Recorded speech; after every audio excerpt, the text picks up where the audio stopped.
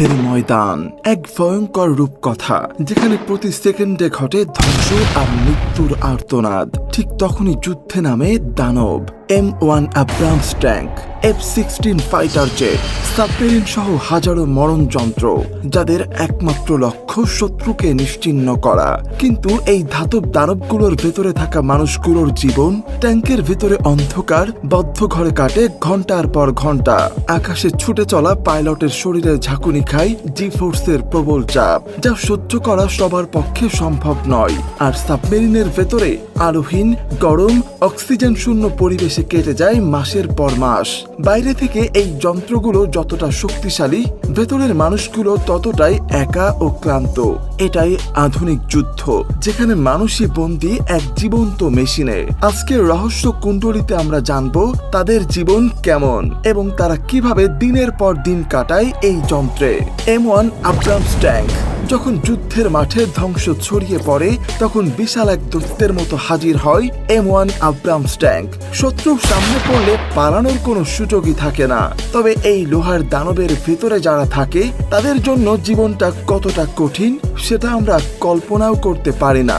মাত্র 4 জন সৈন্য, commander, গানার, loader আর driver থাকেন এই সংকীর্ণ ধাতব ঘরে। বাতাস নেই, আলো নেই, আর সবচেয়ে আশ্চর্যের ব্যাপার, কোনো বাথরুমও নেই। প্রাকৃতিক চাহিদা মেটাতে ব্যবহার করতে হয় খালি বোতল বা পুরনো রেশন প্যাকেট। ভেতরের চারপাশে শুধু তাপ, ধোঁয়া আর চাপ। তবুও ঘন্টার পর ঘন্টা, কখনো 24 ঘন্টারও বেশি সময় ধরে তারা থেকে যান সেই ঘরে, কারণ যুদ্ধ থেমে থাকে না। F-16 ফাইটিং ফ্যালকন যখন আকাশ কাঁপিয়ে গর্জে ওঠে, F-16 ফাইটিং ফ্যালকন শত্রু বুঝে ওঠার আগেই আক্রমণ হয়ে যায়। তবে বাইরে থেকে যতটা গ্ল্যামারাস, পাইলটদের জীবনে ততটাই কষ্ট। এই বিমান 9G পর্যন্ত জি-ফোর্স সহ্য করতে পারে, মানে পাইলটের শরীরের ওজন হয়ে যায় 9 গুণ বেশি। এর জন্য তারা পরে স্পেশাল NTG স্যুট, যাতে রক্ত মাথা থেকে নেমে না যায়।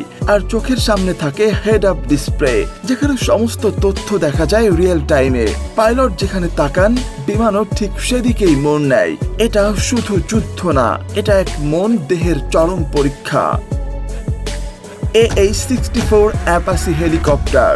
আকাশে যখন এক বিকট গর্জনে আসে অ্যাপাচি হেলিকপ্টার, তখন শত্রুর মনে নেমে আসে আতঙ্ক। এর প্রধান অস্ত্র ইটস হেড ট্র্যাকেড গান সিস্টেম। পাইলট যেদিকে তাকান, গুলিও সেদিকেই চলে যায়। তবে এটাকে চালানো মোটেও সহজ না। প্রতিটি পাইলটকে কঠোর ট্রেনিং নিতে হয়, কারণ এর প্রতিটি মিশন মানেই এক ঝুঁকিপূর্ণ অপারেশন। টাইফুন ক্লাস সাবমেরিন, সাগরের তলদেশে লুকিয়ে থাকা দৈত্য। দীর্ঘ 574 ফুট লম্বা, 3টি ফুটবল মাঠের সমান। টাইফুন ক্লাস সাবমেরিন হলো পৃথিবীর সবচেয়ে বড় ও ভয়ঙ্কর সাবমেরিন। ভেতরে থাকে 160 জন নাবিক, আর সঙ্গে থাকে 20টি পারমাণবিক ক্ষেপণাস্ত্র। এটা কোনো সাধারণ যান না, এটা হলো সমুদ্রের তলায় লুকিয়ে থাকা এক সুপার এনিমি। এমনকি এর ভেতরে জিম, সুইমিং পুল, রিঅ্যাক্টর সবই আছে। তবে এই আরাম যেন এক পুঁজিবাদী বন্দিশালা, কারণ বাইরে বের হবার কোনো সুযোগ নেই। মাসের পর মাস তারা থাকে জলের তলায়। গ্যারাল্ড আরফোর্ড এয়ারক্রাফট ক্যারিয়ার, একটা পুরো শহর সমুদ্রে ভাসছে। গেরাল্ড আরফোর্ড রণতরী এমন এক বিমানবাহী যুদ্ধ জাহাজ, যেখানে প্রায় 5000 মানুষ একসাথে বসবাস করে। একসাথে 85টি যুদ্ধ বিমান পরিচালনা করতে পারে এটি। তার মানে এই না যে জীবন সহজ। প্রতিটি সৈন্যকে কাজ করতে হয় ঘড়ির কাঁটার মতো সুনির্দিষ্ট ভাবে, কারণ একটা ছোট্ট ভুল মানেই হতে পারে বিস্ফোরণ কিংবা মৃত্যুর খবর। C-130 হারকিউলিস, যুদ্ধ মানেই শুধু গুলি নয়, প্রয়োজন পড়ে দ্রুত সৈন্য ও সরঞ্জাম পৌঁছে দেয়। আর এই কাজটাই করে C-130 হারকিউলিস। এই বিমানটি একসঙ্গে 128 জন সৈন্য বহন করতে পারে, এমনকি যুদ্ধক্ষেত্রে নামিয়ে দিতে পারে অস্ত্র ও খাদ্য সামগ্রী। বিশেষভাবে ডিজাইন করা হয়েছে যাতে ছোট রানওয়ে বা দুর্গম জায়গাতেও নামতে পারে সহজে। HH-60 পেভহক, যুদ্ধের সবচেয়ে মানবিক চিত্রটি ফুটে ওঠে যখন পেভহক নামে হেলিকপ্টারটি মাটিতে নামতে পারে না, তবুও আকাশ থেকে আহত সৈন্যদের হোয়েস্ট সিস্টেম দিয়ে টেনে তোলে। কোন স্থান বিপজ্জনক হলেও এই হেলিকপ্টার ঢুকে পড়ে যুদ্ধের মাঝখানে। পাইলটদের কাজ কেবল চালানো নয়, বরং জীবন রক্ষা, কারণ এক একটা মিশন মানেই এক একটা জীবন বাঁচানোর প্রতিশ্রুতি।